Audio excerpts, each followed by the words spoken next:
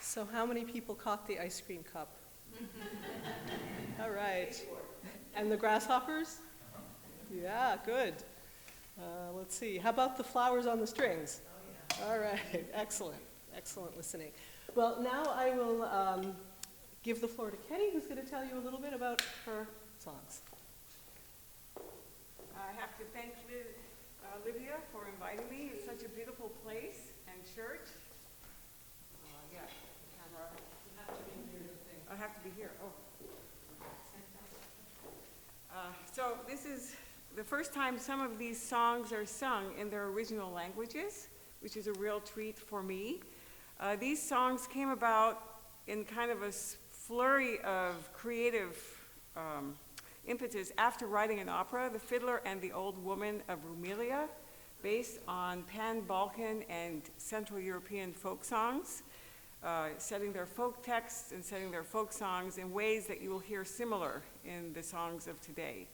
And these Rumelian songs of love and rain also include other songs in Turkish and Bulgarian. So we're just doing the Hungarian and the Aromanian selections today. But where did this all begin? I was in the library at Boston University, and I scrolled across a book called Yugoslav Folk Music by Bela Bartok, the famous composer, who many people don't know of his ethnographic work. And for me, I thought, oh my goodness, that's something, because I am Yugoslav. My father's from Slovenia, and my mother's from Macedonia, and I have grandparents from Romania, Bulgaria, Greece, Albania, Croatia, and maybe even Hungary. That's where the opera came from. I started looking into the backgrounds of all this. So from that collection of Bartok, that was actually transcriptions of folk songs that were recorded by two Harvard scholars, Albert Lord and Milman Perry, in the 30s, looking for Homeric epics in the hinterlands of the Bosnian mountains. Bartok discovered this when he actually was in America at Columbia University. And for him, this was kind of astounding because these recordings were such long lengths. These two scholars from Harvard had come up with a system of double turntables.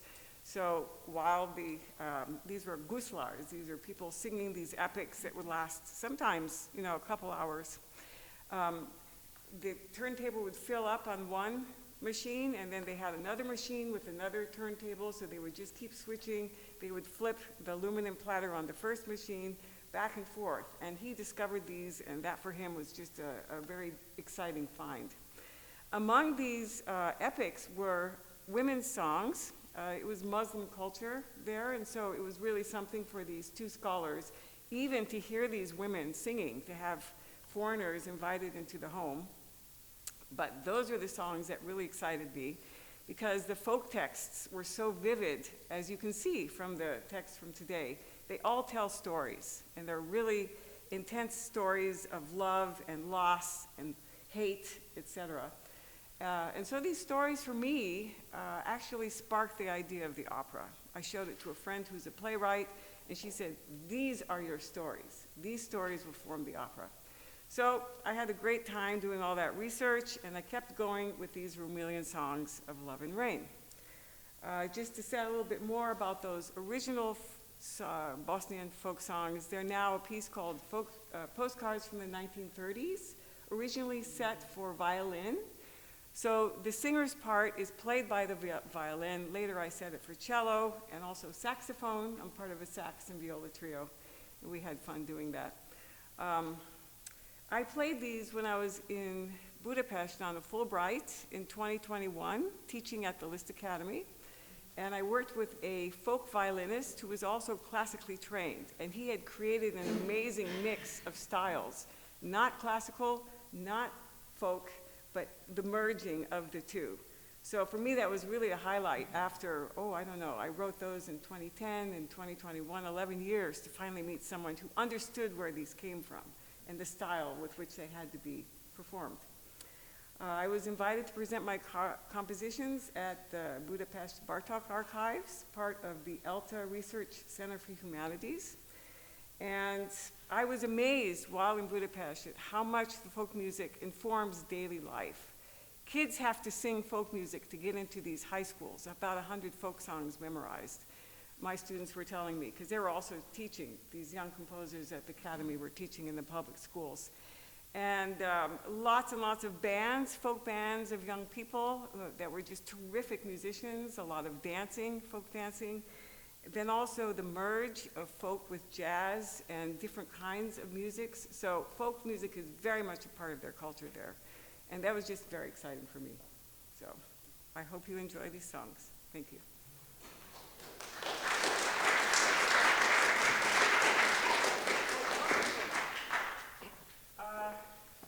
Since I do have friends and family who don't speak Romanian or Hungarian, I'd like to read the titles to our online audience. Hey, the cock crows. Then now that time has caught up with me. Oh, I'm sorry. How much rain, how much mud? Like today. I'll not worry. Rain is falling, more rain. You see, that's a big thing. On sale, and Livia will tell you about that. To went, woman is the devil's sister, and you go seek the needle. Thank you.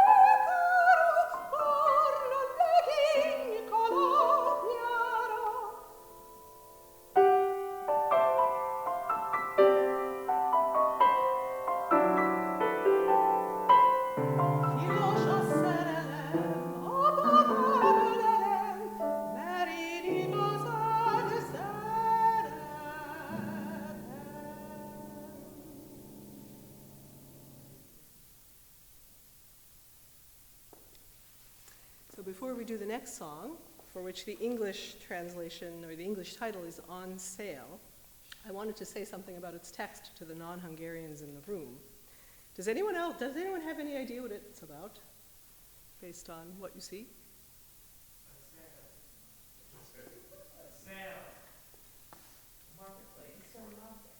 That's what it seems to be, but it's actually a matchmaking event. So it's a matchmaking event. It was a very important day in the life of the village where the local choice of eligible marriage partners might have been a bit thin. And sometimes the ratio of young men to young women was not ideal, despite everybody's best efforts. And so that's what this song is about.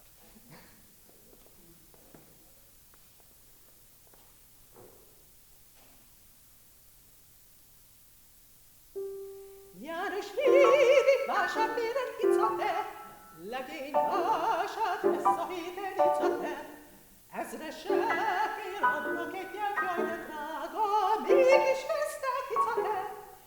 János védik vásár téren icate, kislány vásár lesz a héten icate, két krajcár elhoznak egyet, jaj de olcsó, mégsem lesznek.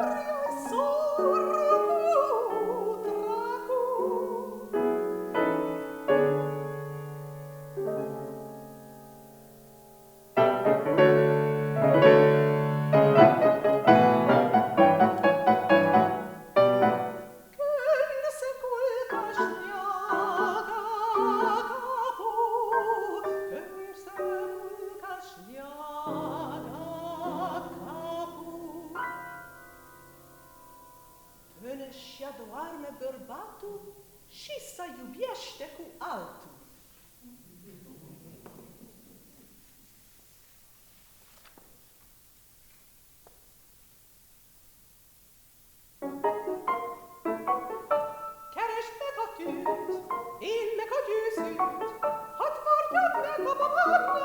Margarit, meg is voltam már, rá is adtam már, barna piros két arcáját megcsókoltam már.